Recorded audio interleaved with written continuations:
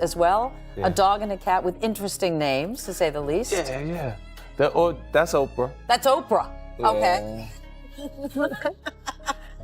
Named after the Oprah, and your cat's name is? And Gail. Gail, okay, Gail. Yo, so why am I hearing that Oprah had a school for girls and all of them went missing? These are my girls. These are my girls.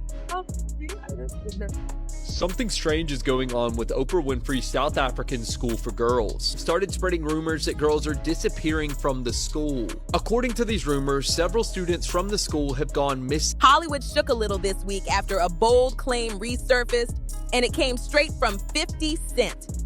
Out of nowhere, he brought Oprah Winfrey's name back into the spotlight, hinting that her reputation might not be as flawless as people think. The story took a sharp turn fast, leaving viewers wondering what really happened behind the scenes between these two powerful figures.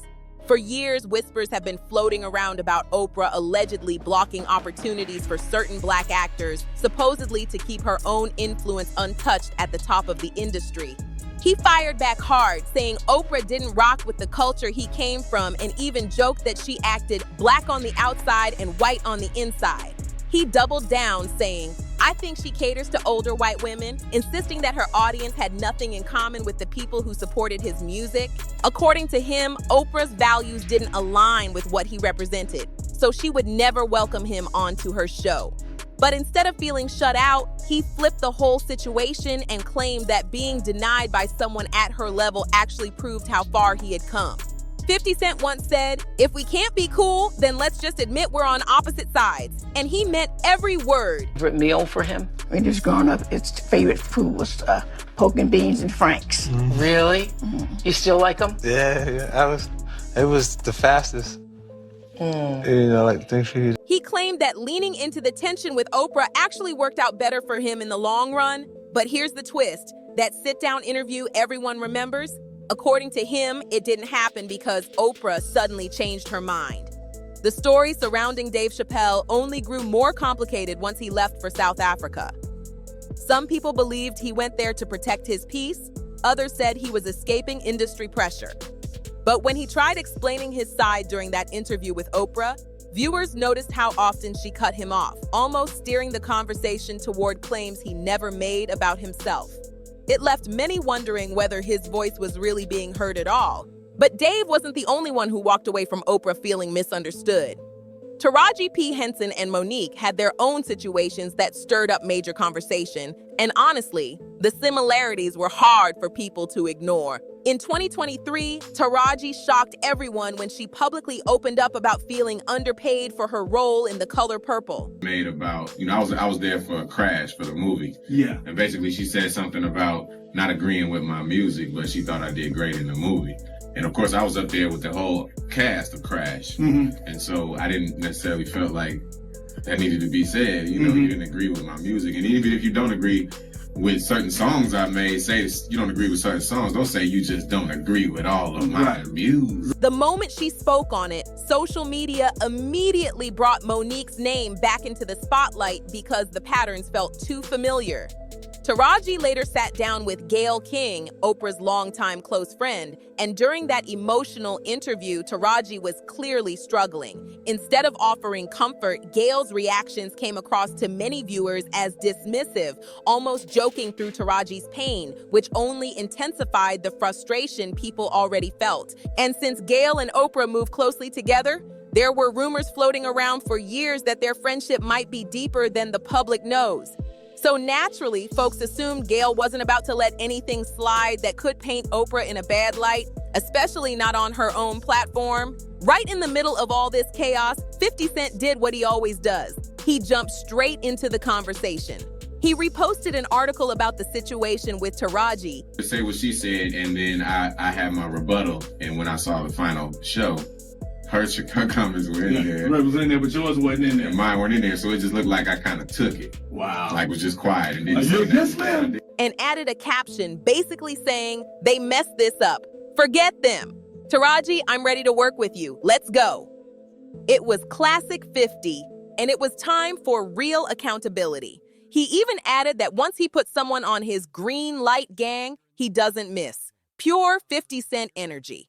But the drama didn't stop with Monique. 50 Cent also reignited old conversations about Oprah's rumored ties to Harvey Weinstein, along with the controversy surrounding the girls' school she founded in South Africa. Both topics that have floated around the internet for years. Back when Oprah and Harvey were both dominating Hollywood, they were seen together often.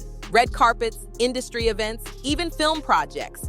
People described them as a powerful duo in the entertainment world, strictly business, but highly connected. But after Harvey's downfall, Oprah distanced herself and said she had no knowledge of his misconduct. Critics pushed back, claiming she attended some of the same high-profile gatherings he did and questioning how much she truly knew. These were all public debates, of course, never proven facts. But the internet didn't hold back.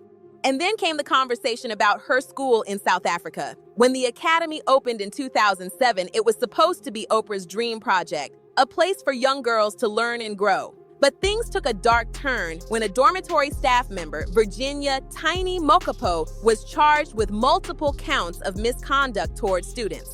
You had become increasingly paranoid. Would you say you were paranoid? Sure. First of all, what is a black man without his paranoia intact? You might win $100 in a poker game and be on the subway. You're gonna look over your shoulder. They just said in everything I had $50 million. That's like making me a marked man.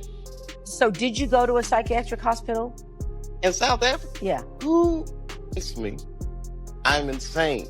They were trying to get me to take psychotic medication. Yeah. Whether people agreed with that or not, it showed how divided the conversation had become. For some, Oprah was still a respected figure who uplifted lives. For others, she represented something far more complicated, power mixed with questionable decisions and unanswered questions. And this is exactly why 50 Cent's voice stirred everything even more. When he started calling out Oprah, he didn't tiptoe. He pointed directly at the controversies and acted like he was saying what everyone else was too scared to say out loud, whether people thought he was exposing something real or just stirring drama. One thing was clear.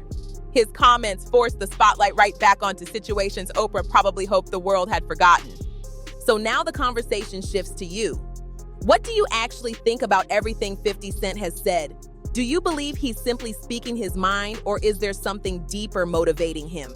And the biggest question of all, do you think Oprah had any responsibility in the tragic situations involving those missing girls at her academy? The case shocked people everywhere and sparked a mountain of questions about leadership, oversight, and the safety of the children involved. To this day, the story remains one of the most troubling chapters associated with Oprah's name. And 50 Cent never hesitated to bring it up whenever her public image came into question. As the story continued unfolding, even more disturbing claims began surfacing around the South Africa school Oprah created.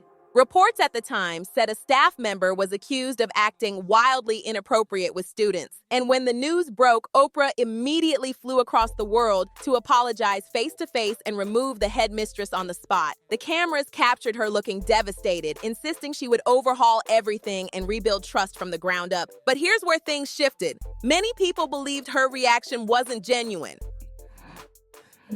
Are you thinking about it?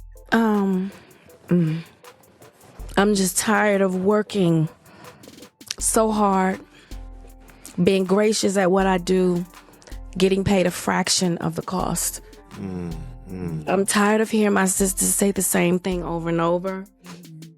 You get tired. I hear people go, you work a lot. I'll have to.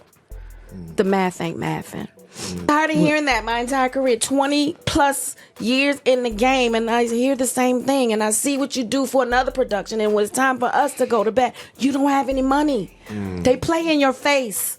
Some argued it felt more like strategic damage control than true accountability. And despite her saying major changes were coming, critics swore the situation didn't get better. If anything, it became even more complicated. Fast forward to 2011, and the school made headlines again for another shocking incident.